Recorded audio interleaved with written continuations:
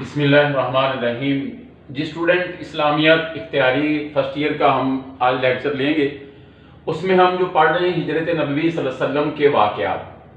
آج جہاں سے ہم نے واقعات کا آغاز کرنا ہے اس میں ہے سن ہجری کا آغاز، کہ سن ہجری کا آغاز کیسے ہوا، کس کے دور میں ہوا۔ امام زہری اور امام شافعی رحمۃ اللہ کہتے ہیں کہ تعمیر کعبہ سے پہلے، بیت اللہ کی تعمیر ہونے سے قبل حضرت ابراہیم علیہ السلام کو جب آگ میں ڈالا گیا تو اس واقعے سے لوگ جو ہے وہ تاریخ کا حساب لگایا کرتے تھے، عرب کے لوگ۔ پھر جب بیت اللہ کی تعمیر مکمل ہو گئی تو ان لوگوں نے پھر بیت اللہ کی تعمیر سے تاریخ کا حساب لگانا شروع کر دیا۔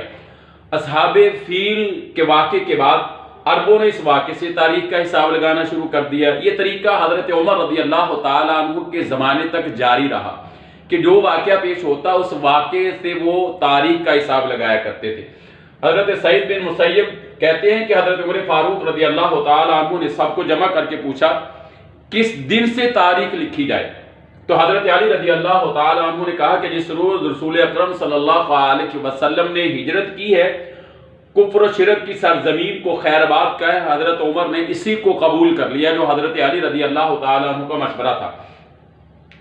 تو تبری مورخ ہیں، وہ لکھتے ہیں کہ حضرت صلی اللہ علیہ وسلم 12 ربیع الاول بروز دوشنبہ مدینہ تشریف لائے، تو گویا حضرت عمر رضی اللہ تعالی عنہ نے رسول اکرم صلی اللہ علیہ وسلم کے مدینہ وارد ہونے سے 2 ماہ 12 دن قبل محرم سے جو سال کا پہلا مہینہ ہے تاریخ کی ابتدا کی، یعنی کہ سن ہجری کا آغاز حضرت عمر رضی اللہ تعالی عنہ نے کیا، اور اسلامی سال کا آغاز محرم کے مہینے سے ہوتا ہے۔ محرم اسلامی سال کا سب سے پہلا مہینہ ہے۔ اس کے بعد آذان کی ابتدا، مسجد نبوی کی تعمیر کے بعد نماز باجماعت کا اہتمام ہو گیا۔ اذان کا حکم ابھی نہیں ہوا تھا۔ صحابہ میں یہ مسئلہ زیر بحث تھا کہ نماز کے لیے مسلمانوں کو کیسے بلایا جائے، سے مختلف خیالات تھے۔ حضرت عمر نے مشورہ دیا کہ کوئی آدمی نماز کے لیے پکارا کرے۔ اس کے بعد حضرت بلال نماز کے وقت الصلاۃ جامعۃ پکارا کرتے تھے۔ ایک دن عبداللہ بن زید رضی اللہ تعالی عنہ انصاری صحابی ہیں کہ خدمت میں حاضر کو عرض کرنے لگے، میں نے خواب دیکھا ہے کہ ایک شخص قبلہ رخ ہو کر اللہ اکبر پکار رہا ہے، تو آپ نے فرمایا کہ یہ خواب سچا ہے۔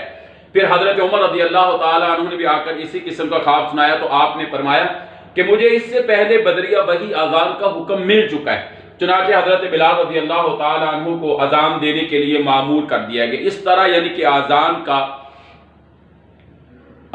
کی ابتدا ہوئی ہے اور اذان کا کام شروع ہوا ہے کہ 2 صحابہ کو خواب آتے ہیں، تو اللہ کے نبی صلی اللہ علیہ وسلم نے فرمایا کہ مجھے اللہ کی ذات نے وحی کے ذریعے پہلے ہی اس کے بارے میں آگاہ کر دیا۔ اس کے بعد ہے دوشنبہ کے دن کی اہمیت۔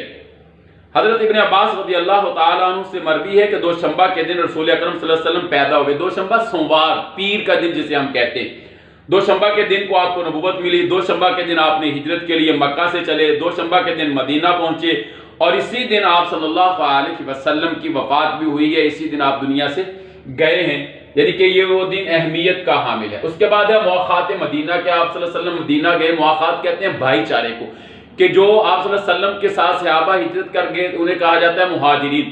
جو مکہ کے اندر رہنے والے تھے انہوں نے کہا جاتا ہے انصار، کہ انہوں نے ان لوگوں کی مدد کی، اس وجہ سے انہیں انصار کہا جاتا ہے۔ ان کو آپس میں اللہ کی ذات نے بھائی بھائی بنا دیا، انما المؤمنون اخوہ، یہ مواخات تھی۔ غریب الوطن جن کو اسلامی مہاجر کہتے ہیں، بالکل بے سر و سامان مدینہ سے آئے، اگرچہ ان میں سے بہت سے مالدار تھے۔ کسی صحابی نے کہا کہ جی میرے پاس 2 بیویاں، ایک کو طلاق دے دیتا ہوں، ان مہاجر بھائی سے کہے اس سے شادی کر لے۔ کسی نے کہا جی میرے پاس باغ ہیں میں چھوڑ دیتا ہوں، وہ لے لے۔ تو جو مہاجرین تھے یہ بھی بڑے خودداری کے مالک تھے، انہیں کہا کہ آپ ہمیں راستہ دکھا دیں، مدینے کے بازار دکھا دیں، ہم وہاں جا کے خود محنت مزدوری کر کے اپنی روزی جو ہے وہ کھمائیں گے، کھائیں گے۔ اس کے بعد ہے میثاق مدینہ، معاہدہ ہوتا ہے۔ مدینہ کے یہودی بڑے دولت مند تھے، انہوں نے اپنی حفاظت کے لیے مدینہ کے اطراف میں چھوٹے چھوٹے مضبوط قلعے بنا رکھے تھے۔ یہودی بڑے بزدل اور کم ہمت تھے، دوسروں کو لڑانا اور سازشیں کرنا ان کا فطری کام تھا۔ ان کا مقصد یہ تھا کہ انصار مدینہ باہم لڑتے جھگڑتے رہے۔ آپ صلی اللہ علیہ وسلم نے اپنی 2 رس نگاہوں سے مدینہ کے حالات کا جائزہ لیا، آپ نے دیکھا، پھر ان کے درمیان ایک معاہدہ لکھا جسے میثاق مدینہ یا صحیفہ مدینہ کہا جاتا ہے، جو اس کے اندر شرائط تھی۔ ان کے اندر شرائط تھی کہ مدینہ کے لوگ امن و امان سے رہیں گے، یہ امن و امان میں قیام کے لیے برابر کے شریک ہوں گے، سب شرکاء معاہدہ ایک جماعت ہوں گے، بیرونی حملے کی صورت میں دونوں فریق مل کر دشمن کا مقابلہ کریں گے، فریقین ایک دوسرے کو نقصان نہیں پہنچائیں گے۔ تو یہ چیزیں میثاق مدینہ جو معاہدہ ہوا تھا اس کے اندر ساری کی ساری لکھی گئیں۔ اس کے بعد میثاق مدینہ کے فوائد، یہ جو معاہدہ ہوا تھا اس کے فوائد کیا ہوئے، نتائج اس کے کیا نکلے، کہ اللہ کے نبی صلی اللہ علیہ وسلم نے اس معاہدے کا سب سے بڑا فائدہ یہ کہ مسلمان بلا امتیاز نسل و خون ایک علیحدہ قوم کی حیثیت میں منظر عام پر ابھرے۔ لوگوں نے دیکھا، کائنات نے دیکھا کہ پھر اللہ کے نبی صلی اللہ علیہ وسلم نے اپنی بصیرت کے ساتھ پوری دنیا کے اندر اپنی سیاسی بصیرت کو، معاشی بصیرت کو اللہ کے نبی صلی اللہ علیہ وسلم نے پھر منوایا۔ اس کے بعد تحویل قبلہ کا واقعہ ہوتا ہے کہ قبلہ تبدیل ہوا۔ اب تک مسلمان بیت المقدس کی جانب یہود و نصارہ کا قبلہ کا نماز پڑھتے تھے۔ اسلام ایک مستقل مذہب ہے، اس کے استقلال اور اختصاص کے لیے مستقل قبلہ کی ضرورت تھی۔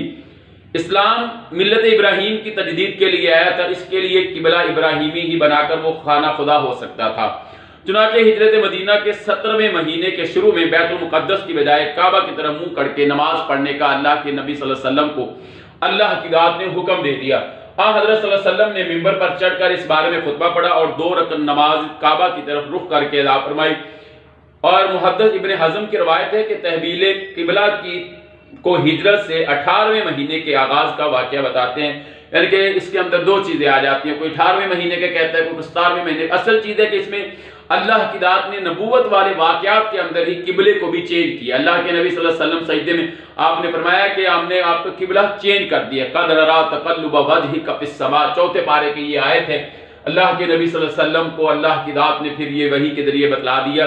تو یہ ہے کہ ہجرت کے اندر کون کون سے واقعات آئے۔ تو یہ آج ہمارا یہ ٹاپک جو ہے وہ مکمل ہو گیا ہے، تو آپ نے اس کو اچھی طرح تیار کرنا ہے۔ کل تک کے لیے اللہ حافظ۔